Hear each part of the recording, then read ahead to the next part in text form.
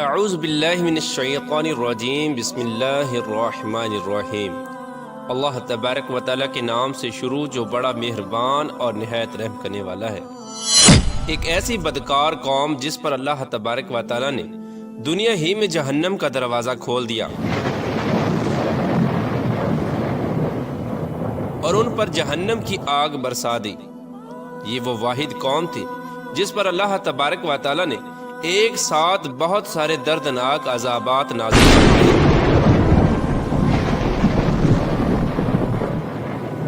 اس سے پہلے کسی بھی قوم پر اللہ تبارک و تعالیٰ نے اس طرح ایک ساتھ عذابات نازل نہیں فرمائے تھے۔ یہ لوگ کون تھے؟ اور یہ لوگ ہر 3 ماہ بعد ایک خوبصورت لڑکی کو ایک درخت کے لیے کیوں ذبح کیا کرتے تھے؟ اور پھر اللہ تبارک و تعالیٰ نے اس قوم کا انجام کیا فرمایا؟ پیارے دوستو، اللہ تبارک و تعالیٰ کے پیارے نبی حضرت ابراہیم علیہ السلام کی تیسری بیوی جن کا نام کنتورہ تھا، ان سے ان کے بیٹے مدین پیدا ہوئے۔ مدین اپنے اہل و عیال کے ساتھ اپنے سوتیلے بھائی حضرت اسماعیل علیہ السلام کے قریب ہی حجاز میں آباد ہو گئے، جہاں مدین کی آل اولاد کو بنی مدین یا اہل مدین پکارا جانے لگا۔ حضرت ابراہیم علیہ السلام کے بیٹے کی یہ نسل آہستہ آہستہ بڑھتی چلی گئی اور یہ ایک بہت بڑا قبیلہ بن گیا۔ جب یہ لوگ بہت زیادہ پھیل گئے تو انہوں نے اپنے علاقے کو 2 حصوں میں تقسیم کر لیا۔ شہری علاقے کو مدین پکارنے لگے، جبکہ دیہاتی علاقے کو ایکا کہا جانے لگا۔ انہی لوگوں کو قرآن میں اصحاب ایکا کے نام سے پکارا گیا۔ ایکا کے لفظی معنی جھنڈ والے اور سرسبز و شاداب جھاڑیوں کے ہیں۔ یہاں میوہ جات پھلوں اور خوشبودار پھولوں کے اس قدر درخت تھے کہ اگر کوئی دور دراز سے اس بستی کو دیکھ لیتا تو یہ معلوم ہوتا جیسے یہ کوئی بستی نہیں بلکہ ایک خوبصورت سرسبز و شاداب درختوں کا جھنڈ ہے۔ اسی وجہ سے قرآن پاک میں اللہ تبارک و تعالیٰ نے ان کے لیے ایکا کا لفظ استعمال کیا ہے،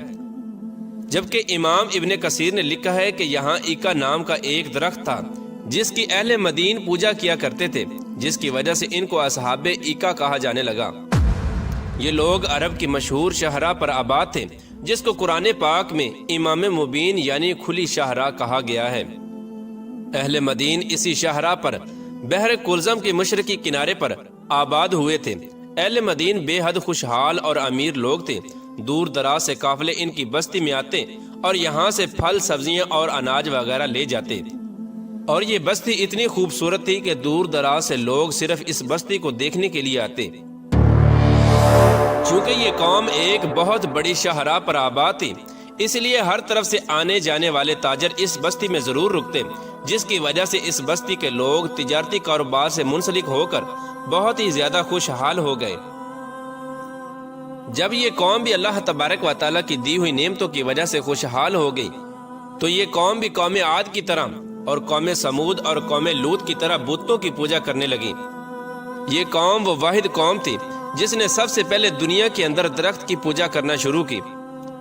اس سے پہلے صرف بتوں کی پوجا کی جاتی تھی۔ اس قوم نے سب سے پہلے دنیا میں درختوں کی پوجا کرنے کی بنیاد رکھی۔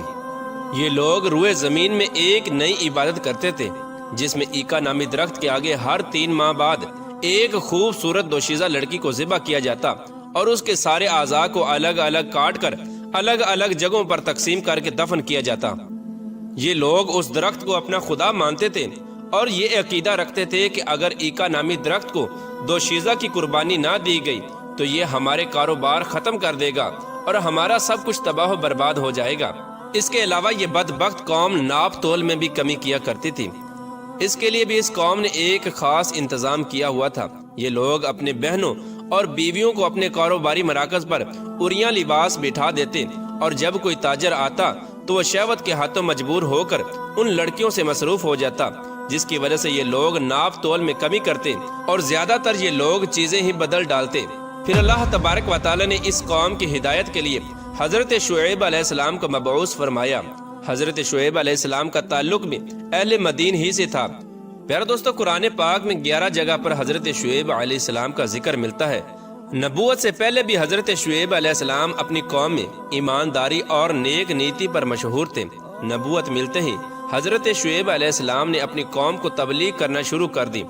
حضرت شعیب علیہ السلام کو نبی پاک حضرت محمد مصطفیٰ صلی اللہ تعالی علیہ وآلہ وسلم نے خطیب الانبیاء کا لقب دیا ہے، جس کی وجہ یہ تھی کہ جب حضرت شعیب علیہ السلام تبلیغ کرتے تو لوگوں پر جیسے جادو ہو جاتا اور لوگ کام کاج چھوڑ کر ان کی باتیں سننے لگتے، لیکن اس کے باوجود بھی چند غریب لوگوں کے علاوہ کوئی بھی حضرت شعیب علیہ السلام پر ایمان نہ لایا، بلکہ آپ کو جادوگر کہہ کر سارے لوگ جھٹلانے لگے، جس طرح کہ اللہ تبارک و تعالیٰ قرآن پاک میں ارشاد فرماتا ہے، اور مدین کی طرف ان کے ہم قوم شعیب علیہ السلام کو بھیجا، انہوں نے کہا کہ اے میری قوم، اللہ پاک کی عبادت کرو، اللہ تبارک و تعالیٰ کے علاوہ تمہارا کوئی معبود نہیں، اور ناپ تول میں کمی نہ کرو، بے شک میں تمہیں خوشحال دیکھ رہا ہوں، اور بے شک مجھے تم پر گھیر لینے والے عذاب کا ڈر ہے۔ جب حضرت شعیب علیہ السلام نے اپنی قوم کو ان گناہوں سے روکا اور ان کو سمجھایا تو اس قوم کے لوگ حضرت شعیب علیہ السلام سے کہنے لگے، اے شعیب علیہ السلام، کیا تمہاری نماز تمہیں یہ حکم دیتی ہے کہ ہم اپنے باپ داداؤں کے خداؤں کو چھوڑ دیں اور اپنے مال میں اپنی مرضی کے مطابق عمل نہ کریں؟ اس قوم نے حضرت شعیب علیہ السلام پر تنقید کرتے ہوئے کہا کہ تم تو بہت بڑے عقل مند اور نیک چلن ہو۔ اس کے باوجود بھی حضرت شعیب علیہ السلام نے اپنی قوم کو بارہا ان برائیوں سے منع کیا اور اللہ تبارک و تعالیٰ کی وحدانیت کی طرف بلایا۔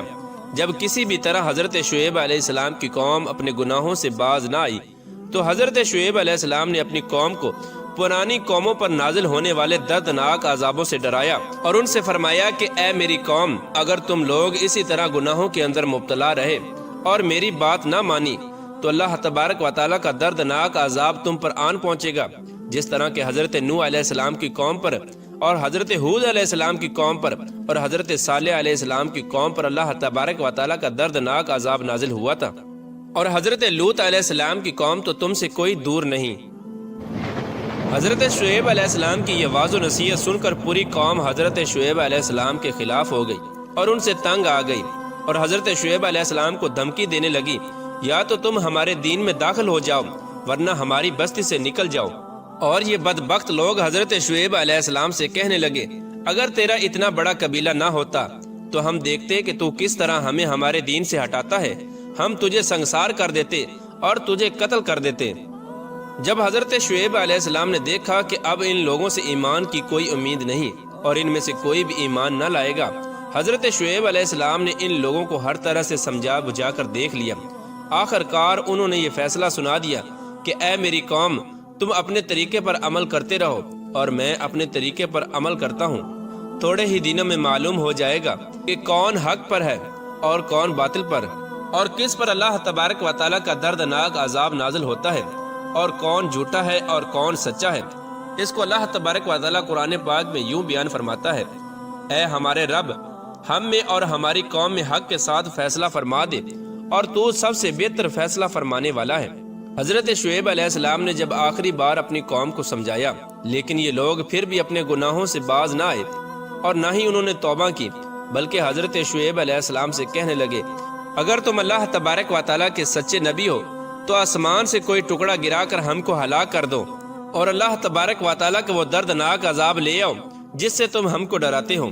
اس طرح جب یہ قوم قابل ہدایت نہ رہی اور انہوں نے خود ہی اللہ تبارک و تعالیٰ کے دردناک عذاب کو طلب کر لیا، تو اس کے بعد اس قوم پر اللہ تبارک و تعالیٰ کا دردناک عذاب نازل ہو گیا،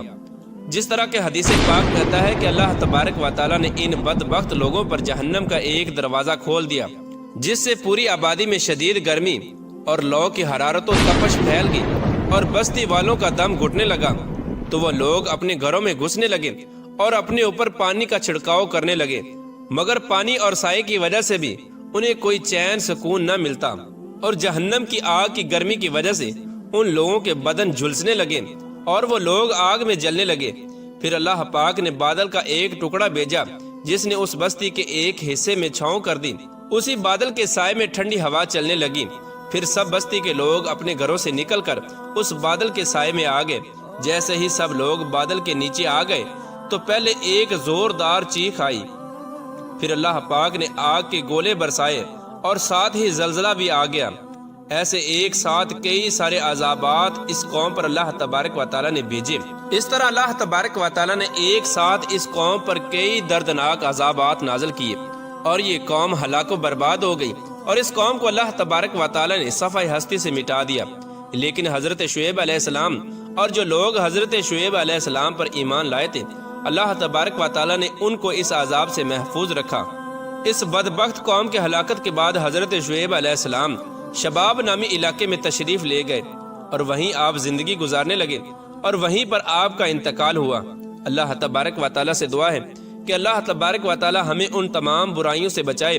جن برائیوں کی وجہ سے پہلی امتیں ہلاک ہوئیں، اور جن برائیوں کی وجہ سے اللہ تبارک و تعالی نے ان پر اپنا دردناک عذابات نازل فرمائے۔